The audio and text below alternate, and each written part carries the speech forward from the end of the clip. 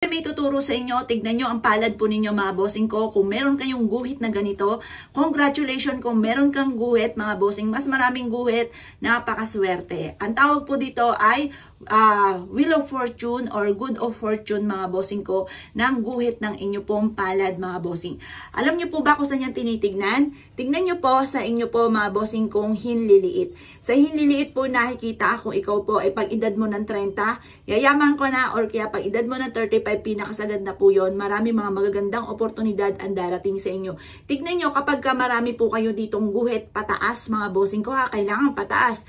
Yan po mga bossing ko ay sumisimbolo ng good of fortune po ninyo mga bossing. Yan po mga bossing ko ay maraming blessing pa na darating, lalo na sa pagtungtong ng 30 years old hanggang pinakasagad na ang 35. Mapapansin niyo na parang lagi kang dadalhin niya kung saan lagi ikaw ay suswertihin. Kaya kung ikaw po ay maraming guhit dyan na pataas mga bossing ko, congratulations sa'yo.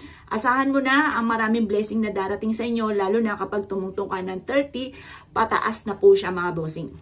At yan po mga bossing ko, mapapansin ninyo kung nung mga edad mo na parang pabata pa, parang ang daming mga pagsubok.